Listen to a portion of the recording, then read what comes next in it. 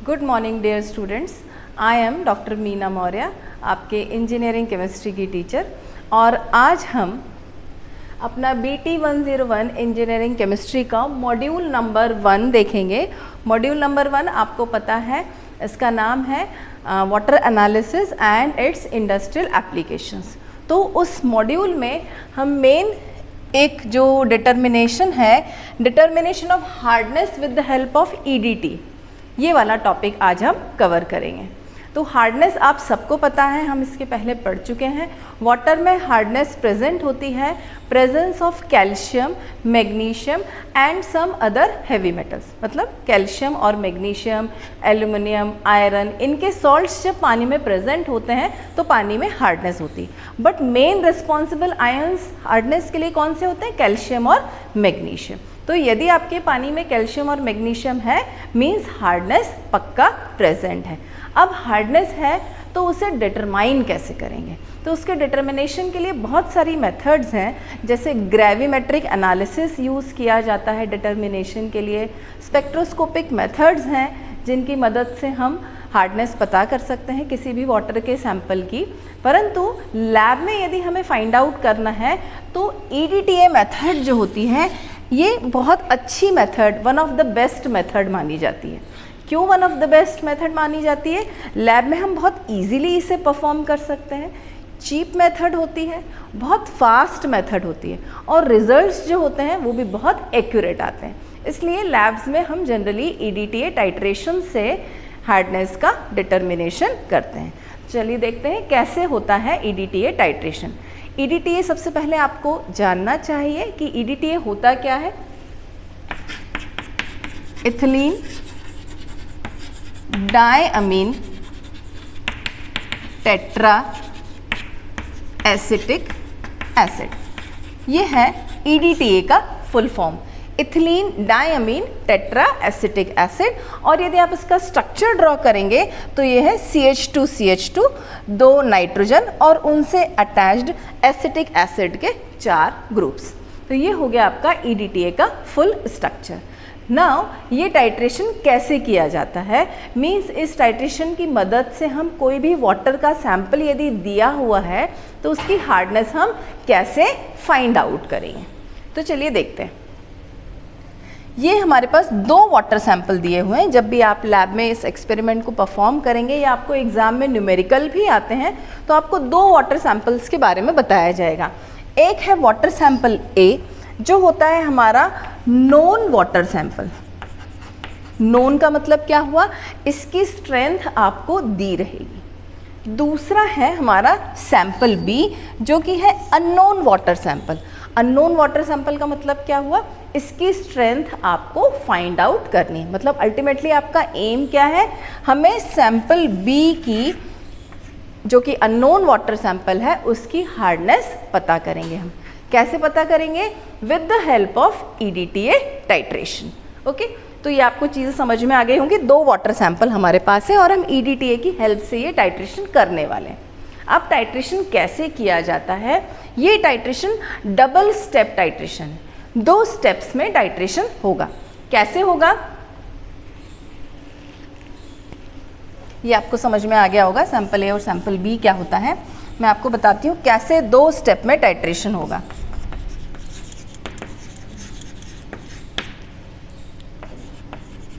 Sample A, इसको हम titrate करेंगे EDTA के साथ। EDTA जो कि आपका अननोन सैंपल है। इस प्रोसेस को बोलते हैं हम स्टैंडर्डाइजेशन ऑफ EDTA। क्या किया हमने? सैंपल A कैसा सैंपल था हमारा? नॉन वाटर सैंपल था। इस नॉन वाटर सैंपल से हम EDTA को टाइट्रेट करेंगे। EDTA कैसा है आपका? अननोन है, इसके बारे में आपको नहीं पता है। इसके बारे में नहीं पता मतलब इसकी स्ट्रेंथ आपको पता नहीं। तो पहली स्टेप हो गई। ये जब टाइट्रेशन हो जाएगा, आप कैलकुलेशन करेंगे तो आपको EDTA की स्ट्रेंथ पता चल जाएगी। ठीक है, फिर दूसरे स्टेप में हम क्या करते हैं? दिस इज हमारा स्टेप नंबर 1। स्टेप नंबर 2 में हम क्या करेंगे? सैंपल B और EDTA को टाइट्रेट करेंगे, क्योंकि EDTA आपका नोन हो चुका है। तो अब इस नोन EDTA से हम सैंपल B को टाइट्रेट करेंगे, जो कि हमारा अननोन वाटर सैंपल है। तो कुल मिला के 2 स्टेप में आपकी रिएक्शन हुई। पहले स्टेप में हमने क्या किया, नोन वाटर सैंपल को EDTA से टाइट्रेट किया। EDTA अननोन है। जब ये पूरा टाइट्रेशन हो जाएगा, कैलकुलेशन आप करेंगे, तो आपका EDTA नोन हो जाएगा। अब हमारा जो मकसद है कि हमें सैंपल B की स्ट्रेंथ निकालनी है, तो हम इस EDTA की मदद से अब इस सैंपल B को टाइट्रेट करेंगे, और जब हम पूरा कैलकुलेशन कर लेंगे तो हमें सैंपल B की स्ट्रेंथ का पता चल जाएगा। स्ट्रेंथ का पता चल गया मतलब कि आपको हार्डनेस उस वाटर सैंपल की पता चल जाएगी, और यही हमें पता करना है। तो ये 2 स्टेप में टाइट्रेशन होगा। मैं आपको टाइट्रेशन का प्रोसेस बताती हूँ, उसके बाद हम ये भी देखेंगे कि किस तरह से हम हार्डनेस फाइंड आउट करेंगे। देखिए, आपने सबने देखा होगा टाइट्रेशंस हमेशा किए जाते हैं तो ब्यूरेट की यूनिट लगी हुई होती है, ठीक है।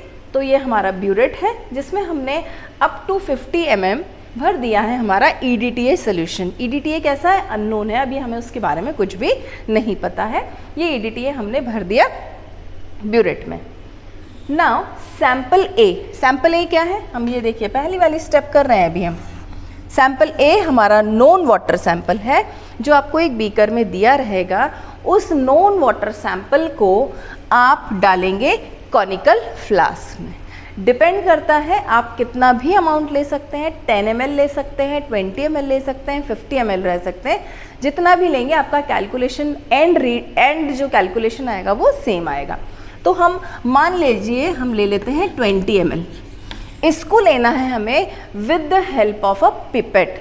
पिपेट आपने देखी होगी, एक ग्लासवेयर होता है इस तरह से बल्ज्ड, बीच में से बल्ज होता है इस तरह का, और इस पर मार्क बना हुआ होता है। मार्क 10 mm का हो सकता है, 20 mm का हो सकता है, जितना भी हो। तो आपने 20 ml पिपेट की हेल्प से सैंपल A नीचे कॉनिकल फ्लास्क में ले लिया। इसके बाद हमें कुछ केमिकल्स और ऐड करने हैं। सबसे पहले हम ऐड करेंगे एक बफर सॉल्यूशन, जो कि है NH4OH और NH4Cl का मिक्सचर। NH4OH और NH4Cl का मिक्सचर बना के रखा जाता है, जिसको कि हम बफर सॉल्यूशन बोलते हैं। ये एक बेसिक बफर सॉल्यूशन है, और इसको हम डालते हैं 2.5 ml। मतलब आपने क्या किया, सैंपल A लिया 20 ml और उसमें हमने डाल दिया बफर सॉल्यूशन 2.5 ml। अभी मैं आपको बताऊंगी बफर सॉल्यूशन हम क्यों डाल रहे हैं। इसके बाद हम डालते हैं, कोई भी टाइट्रेशन जनरली हम जब करते हैं तो हम इंडिकेटर्स का यूज़ करते हैं। तो यहाँ पर हम जो इंडिकेटर यूज़ कर रहे हैं वो है EBT indicator. EBT indicator means Eriochrome black T indicator. ये एक अल्कोहलिक सोल्यूशन होता है ब्लू डाई का। तो उस ब्लू डाई के अल्कोहलिक सोल्यूशन, जिसको कि हम इरियोक्रोम ब्लैक टी बोलते हैं, जो कि हमारा इंडिकेटर है, वो हम डालेंगे 2 to 3 ड्रॉप्स। तो क्या किया हमने, सैंपल A लिया हमारा नॉन वाटर सैंपल, उसमें हमने डाल दिया बफर सॉल्यूशन 2.5 ml, और हमने 2 to 3 ड्रॉप्स EBT इंडिकेटर की डाली। जैसे ही आप इंडिकेटर डालेंगे, आपको पता है सॉल्यूशन का कलर चेंज हो जाएगा। पहले कैसा था, पानी लिया था हमने, वाटर सैंपल था, मीन्स पानी के जैसा ट्रांसपेरेंट, नो कलर। जब हम EBT इंडिकेटर डालते हैं, EBT की कितनी ड्रॉप्स डाली हमने, 2 to 3 ड्रॉप्स। जैसे ही आप EBT इंडिकेटर डालेंगे, सॉल्यूशन का कलर हो जाएगा रेडिश वाइन कलर। आप रेड कलर में थोड़ा सा ब्लू कलर मिक्स करिए, थोड़ा सा वायलेट टाइप का टिंज आता है, वायलेट रेड कलर का एक मिक्स्ड कलर मिलेगा आपको, रेडिश वाइन कलर। तो आज बहुत प्यारा सा आपको एक रेडिश वाइन कलर यहाँ पर मिलेगा। ना एक चीज़ जो हमारी छूट गई, हम बफर सॉल्यूशन क्यों डाल रहे हैं, क्योंकि इसके पहले आपने बहुत सारे टाइट्रेशंस किए होंगे बट कहीं बफर यूज़ नहीं किया। तो बफर सॉल्यूशन यहाँ इसलिए यूज़ करते हैं क्योंकि हमारा जो इंडिकेटर है इरियोक्रोम ब्लैक टी इंडिकेटर, ये 10 pH पर एफिशिएंटली वर्क करता है। और 10 pH मेंटेन करने के लिए, 10 pH कैसा pH है? बेसिक pH है, तो उसके लिए हम ये बेसिक बफर यूज़ करते हैं NH4OH और NH4Cl का मिक्सचर। यदि आप बफर सोल्यूशन यूज़ नहीं करोगे तो आपके रिजल्ट्स जो हैं वो डेविएट होंगे। ठीक है, चलिए, तो हमने ये पूरा सेटअप रेडी कर लिया। ब्यूरेट में हमने EDTA भर लिया। सैंपल A कॉनिकल फ्लास्क में 20 ml लिया है, आपकी इच्छा, आप जितना ले सकते हैं। उसके बाद बफर सोल्यूशन डाला, फिर EBT इंडिकेटर डाला and you got a reddish wine colour. Now our titration starts. क्या करना है हमको? यहाँ पर EDTA जो ब्यूरेट में भरा हुआ है, इसका नॉब हम धीरे से जब खोलेंगे तो ड्रॉप बाय ड्रॉप EBTA जो है आपके कॉनिकल फ्लास्क में नीचे टपकता जाएगा। आपको बहुत स्लाइटली केवल ड्रॉप नीचे रन डाउन करना है और साथ ही में ये जो कॉनिकल फ्लास्क है इसको कंटिन्यूअसली आपको हिलाते रहना है, स्टिर करते रहना है, ताकि रिएक्शन को टाइम मिले आपस में केमिकल्स को रिएक्ट करने का। ठीक है, तो आप दोनों प्रोसेस साथ में करेंगे। ऊपर से आपका EDTA नीचे टपकता जाएगा, साथ में आप इस कॉनिकल फ्लास्क को कंटिन्यूअसली स्टिर करते रहेंगे। कब तक करना है? सोल्यूशन का कलर था हमारा रेडिश वाइन, ऊपर से EDTA हम डाल रहे हैं। जब तक आपके सोल्यूशन का कलर रेडिश वाइन से चेंज होकर ब्लू ना हो जाए, तब तक आपको ये EDTA नीचे रन डाउन करना है। ब्लू क्या है? हमारा एंड पॉइंट है। Blue is the end point. तो आपको जब एंड पॉइंट मिलेगा, ब्लू कलर मिलेगा, उस समय आपको फट से नॉब बंद कर देना है। आपका टाइट्रेशन कंप्लीट हो गया। कौन सा? स्टेप 1। स्टेप 1 कंप्लीट है। सैंपल A और EDTA को हमने जो टाइट्रेट किया, इसको हम बोल रहे हैं EDTA का स्टैंडर्डाइजेशन। ठीक है, तो आपको एंड पॉइंट मिल गया। ये रीडिंग आप नोट डाउन करेंगे। सपोज ये रीडिंग आई आपकी 9.8 ml, तो आपको ये रीडिंग नोट डाउन करनी है। ये आपकी है एंड पॉइंट। इस तरह से इस प्रोसेस को आपको 3 बार रिपीट करना है। नाउ दूसरी स्टेप बिल्कुल सेम। दूसरी स्टेप में क्या है? प्रोसेस बिल्कुल सेम है। हमें कहाँ चेंज करना है? बस सैंपल A के बदले हम सैंपल B लेंगे। सैंपल B मतलब क्या हुआ आपका? नाउ हमारा सैंपल B जो कि है अननोन, और अब हम उसे किसके साथ टाइट्रेट कर रहे हैं? सेम EDTA के साथ, बट अब EDTA क्या हो चुका होगा? आपका नोन सोल्यूशन हो चुका होगा। अभी आपको ये देखने से समझ में नहीं आया कैसे नोन होगा, बट जब हम न्यूमेरिकल करेंगे तब आपको इजीली समझ में आएगा कि ये EDTA, क्योंकि जब हम कैलकुलेशन करेंगे N1V1 का फॉर्मूला लगाकर, तो आप उस कैलकुलेशन से EDTA की नॉर्मेलिटी या स्ट्रेंथ फाइंड आउट कर सकते हैं। तो इस प्रोसेस के दौरान EDTA आपका नोन हो गया।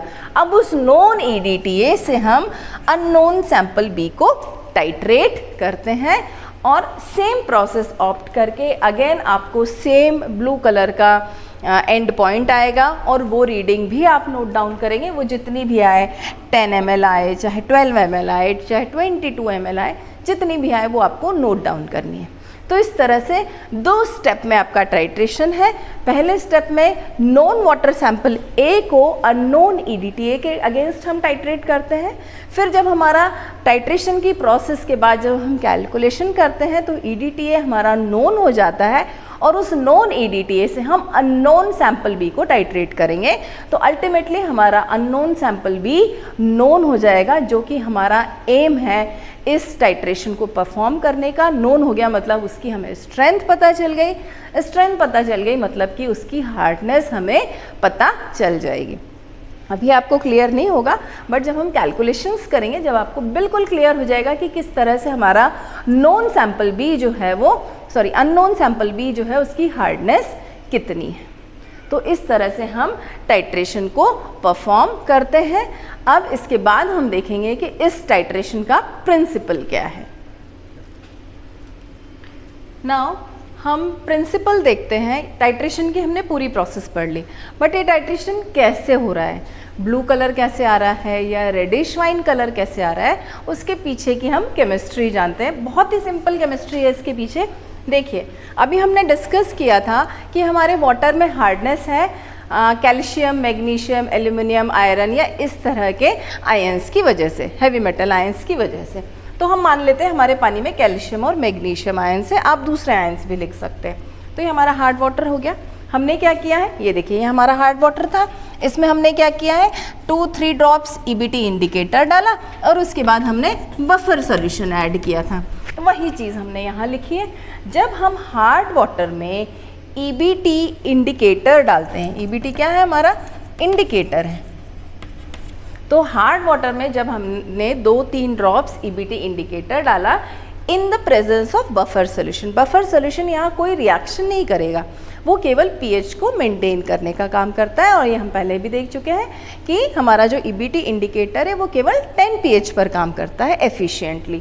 तो हमने बफर सोल्यूशन ऐड किया, EBT डाला, EBT आपने डाला तो क्या हुआ था, रेडिश वाइन कलर आया था। अब रेडिश वाइन कलर आता कैसे है, जब आप EBT इंडिकेटर डालते हो तो पानी में कैल्शियम और मैग्नीशियम के जो आयंस प्रेजेंट हैं, जिसकी वजह से पानी में हार्डनेस हो रही है, उनके साथ EBT बॉन्ड बना लेता है, एक कॉम्प्लेक्स बनाता है और उस कॉम्प्लेक्स की वजह से सोल्यूशन का कलर कैसा हो जाता है, रेडिश वाइन कलर, या आप वाइन रेड बोल सकते हो। तो ये कॉम्प्लेक्स बन गया। ये कॉम्प्लेक्स कैसा होता है, अनस्टेबल कॉम्प्लेक्स, बहुत ज़्यादा स्ट्रॉन्ग कॉम्प्लेक्स नहीं होता, वीक होता है, ब्रेक हो सकता है।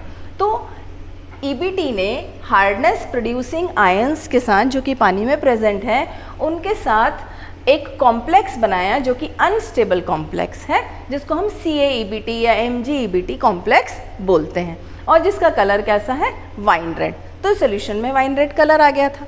ठीक है, इसके बाद हम क्या कर रहे हैं, ऊपर से EDTA रन डाउन करते हैं, ऊपर से EDTA नीचे आ रहा है।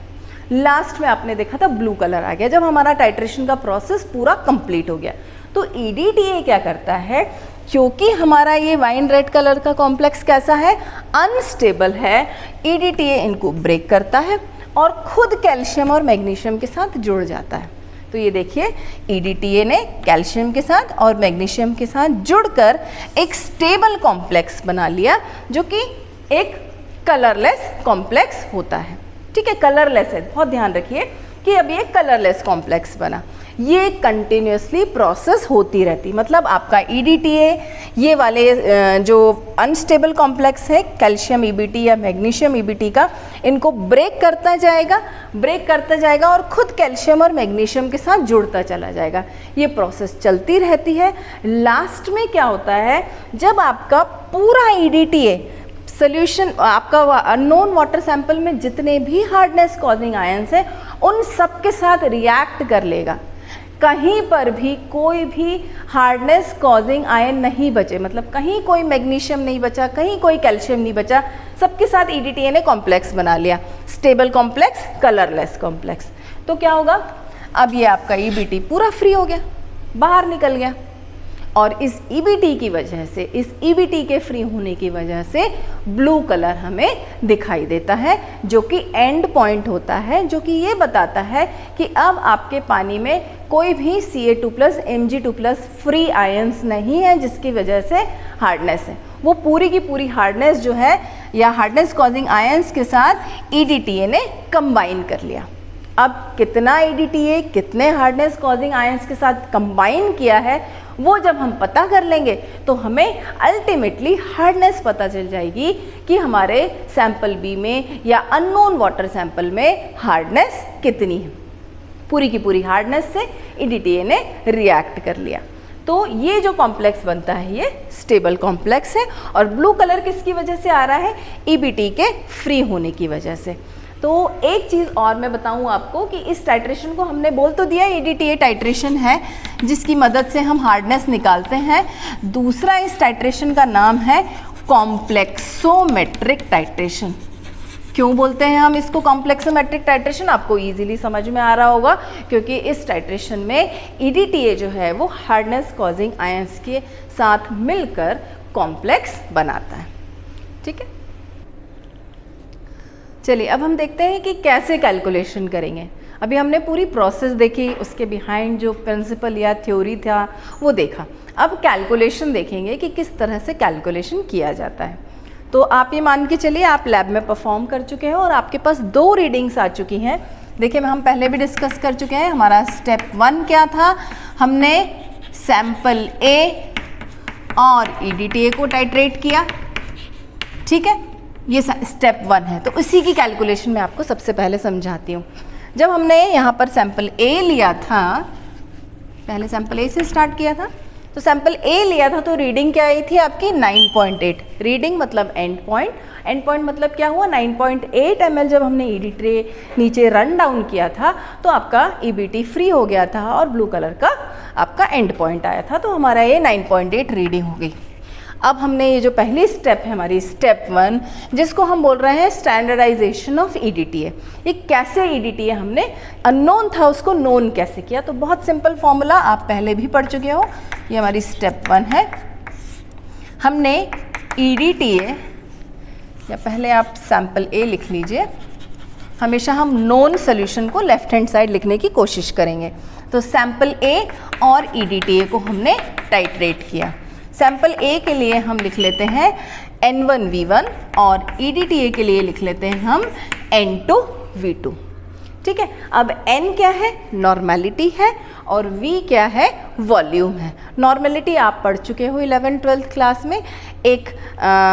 एक यूनिट है या आप एक प्रोसेस है जिसकी मदद से आप बताते हो कि आपके सॉल्यूशन में कितना अमाउंट ऑफ सॉल्वेंट प्रेजेंट है, ठीक है। तो नॉर्मेलिटी की मदद से हम यहाँ बता रहे हैं।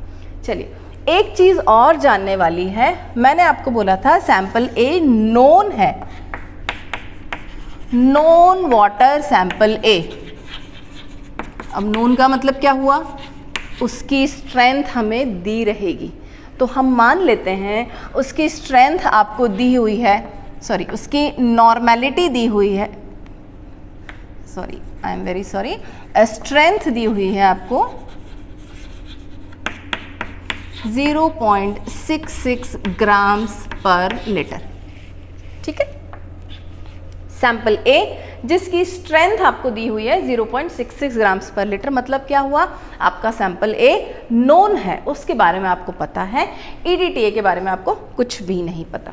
चलिए, तो सैंपल A और EDTA के वर्सेस हमने टाइट्रेट किया, ठीक है। वैल्यूज पुट करेंगे हम नॉर्मेलिटी की। अब सैंपल A की आपको स्ट्रेंथ दी हुई है, नॉर्मेलिटी नहीं दी, तो आपको स्ट्रेंथ को नॉर्मेलिटी में चेंज करना पड़ेगा। इसके लिए आपको ये फॉर्मूला लगाना पड़ेगा, strength is equal to normality into equivalent weight. ये बहुत ही नोन फॉर्मूला है जो आप 11th-12th क्लास में पढ़ चुके हैं। तो strength is equal to normality into equivalent weight. तो नॉर्मेलिटी इज इक्वल टू क्या हो जाएगा, स्ट्रेंथ अपॉन इक्विवेलेंट वेट, ठीक है। स्ट्रेंथ आपको दी हुई है 0.66 ग्राम्स पर लीटर। इक्विवेलेंट वेट तो हम पहले की क्लासेस में डिस्कस कर चुके हैं। हमारे पानी में जो हार्डनेस प्रेजेंट होती है, चाहे वो किसी भी सॉल्ट की वजह से हो, हम उसको किस फॉर्म में एक्सप्रेस करते हैं, उसके CaCO3 इक्विवेलेंट के फॉर्म में। चाहे कैल्शियम क्लोराइड की वजह से हो, चाहे कैल्शियम सल्फेट या मैग्नीशियम क्लोराइड, मैग्नीशियम सल्फेट या कोई भी सॉल्ट हो, उसकी हार्डनेस को हम एक्सप्रेस करते हैं उसके CaCO3 इक्विवेलेंट के फॉर्म में। तो हम मान के चल रहे हैं कि हमारे यहाँ हार्डनेस भी CaCO3 इक्विवेलेंट के फॉर्म में प्रेजेंट है। हम उसको चेंज कर लेंगे। तो यहाँ पर कैल्शियम कार्बोनेट का मॉलिक्यूलर वेट होता है 100 और उसका इक्विवेलेंट वेट होता है 50। कैसे, ये भी आप पढ़ चुके होंगे। मॉलिक्यूलर वेट है 100 और CaCO3 है, मतलब 2 प्लस इसके ऊपर आयनिक चार्ज होता है, तो डिवाइडेड बाय 2 हो जाएगा, मतलब 50। तो इक्विवेलेंट वेट हम यहाँ कितना पुट करेंगे, 50। हम ये वैल्यू यहाँ रख सकते हैं नॉर्मेलिटी। देखिए हमारी नॉर्मेलिटी आई है ना, strength divided by equivalent weight, strength divided by equivalent weight. तो जब आप इसको डिवाइड करोगे तो आपको आंसर मिलेगा strength divided by equivalent weight, जिसको कि हम नॉर्मेलिटी की वैल्यू पर पुट कर रहे हैं, दैट इज 0.0, हम यहाँ लिख लेते हैं पहले 0.66 डिवाइडेड बाय 50, ठीक है। ये यहाँ से आ गया आपका। नॉर्मेलिटी की वैल्यू पुट कर ली हमने। वॉल्यूम कितना ले रहे हैं आप, देखिए सैंपल ए हमने कितना लिया 20 ml with the help of pipette हमने सक किया था, तो वॉल्यूम हमने लिख लिया 20 ml। कितना भी ले सकते हैं, यदि आपको न्यूमेरिकल दिया है तो हो सकता है 50 ml या 100 ml दिया होगा। चलिए अब हमें यहाँ पर दूसरे साइड EDTA की तरफ आते हैं। EDTA हमारा अननोन सोल्यूशन है। नॉर्मेलिटी EDTA की वही तो फाइंड आउट करनी है, क्योंकि हम अननोन EDTA है हमारा और उसको हम नोन करना चाह रहे हैं, कैलकुलेट करना चाह रहे हैं। तो ये N2 हमें नहीं पता। EDTA का वॉल्यूम V2 देखिए, ये रन डाउन हुआ तो कितना आया था, 9.8 ml रीडिंग आई थी, तो हम यहाँ पर रखेंगे 9.8। ठीक है, जितनी भी रीडिंग आई है आपको यहाँ पर रखनी है। आप कैलकुलेट करेंगे N2, इसकी वैल्यू आ जाती है आपकी 0.0132। यहाँ पर आपको कोई यूनिट नहीं लिखनी है, नॉर्मैलिटी। नाउ जब आप इसको कैलकुलेट करेंगे तो N2 की वैल्यू आपकी कितनी आ गई, 0.0269। मीन्स EDTA की नॉर्मेलिटी आपको पता चल गई। नॉर्मेलिटी पता चल गई तो आप स्ट्रेंथ भी पता कर सकते हो। मतलब क्या हुआ, हमारा EDTA जो है वो नोन हो गया, पता चल गया। स्टेप 1 हमारा complete. Sample A versus EDTA हमने टाइट्रेट किया था, तो हमने सैंपल A जो हमारा नोन सैंपल था उसकी मदद से हमने EDTA को टाइट्रेट करके EDTA को भी नोन कर दिया। तो हमें फर्स्ट स्टेप से क्या पता चल गया कि हमारा EDTA जो है उसकी नॉर्मेलिटी कितनी आई, 0.0269। ठीक है, अब हम आगे बढ़ते हैं। हमारी थी स्टेप 2। स्टेप 2 में अब हमने क्या किया, ये हमारा EDTA नोन हो गया, तो EDTA की मदद से अब हम सैंपल B को टाइट्रेट करेंगे, जो कि हमारा अननोन वाटर सैंपल है, और कैलकुलेशन के बाद वो देखिए कैसे नोन हो जाएगा। तो EDTA वर्सेस सैंपल B, ये चीज़ आपको ध्यान देने की बात है कि हम किसी भी वाटर सैंपल को वाटर सैंपल के अगेंस्ट टाइट्रेट नहीं कर सकते, है ना। तो ये हमारा EDTA है, ये सैंपल B है। इसकी वैल्यूज़ हम सेम वही फॉर्मूला यूज़ करेंगे, N1V1 = N2V2, पर हमारा EDTA पहले क्या था, N2V2, और हम सेम EDTA सोल्यूशन ले रहे हैं इसलिए N2V2 ही रहेगा, पर सैंपल चेंज हो गया है, पानी का सैंपल। तो हम सैंपल A जिसके लिए हम N1V1 रख रहे थे वो नहीं रखेंगे, हम यहाँ ले लेते हैं N3V3। अब वैल्यूज़ पुट कर लीजिए। देखिए EDTA की नॉर्मेलिटी हमने पिछले स्टेप में फाइंड आउट कर ली है, वो है 0.0269। वॉल्यूम EDTA का मैंने आपको बताया था कि आप दूसरी रीडिंग कुछ भी ले लीजिए। हम मान लेते हैं हमारी दूसरी रीडिंग आई है 12। सैंपल B से टाइट्रेट करने के बाद हमारा जो एंड पॉइंट आया है वो 12 आया है। ठीक है, तो हम EDTA के वॉल्यूम में यही EDTA के वॉल्यूम वाली ही रीडिंग लिखनी है आपको, हमने 12 लिख दिया। ठीक है, N3 मतलब क्या हुआ, वाटर के सैंपल की नॉर्मेलिटी जो नहीं पता हमें, अननोन है ना। तो N3 वाटर का सैंपल का वॉल्यूम हम सेम ले रहे हैं 20 ml। 50 चाहे तो आप 50 ले सकते हैं, बट जो पहले लिया है वही बाद में लेना है। इस तरह से आप N3 की वैल्यू कैलकुलेट कर लोगे, जो आएगी 0.01614। ये आ गई आपकी नॉर्मेलिटी। अब हमें नॉर्मेलिटी नहीं चाहिए, हमें क्या चाहिए, स्ट्रेंथ, हार्डनेस चाहिए हमारे पानी के सैंपल की। तो हम इस नॉर्मेलिटी को अगेन चेंज करेंगे स्ट्रेंथ के फॉर्म में। फॉर्मूला वही है हमारा, strength = normality × equivalent weight. Normality की वैल्यू आपके पास है 0.01614।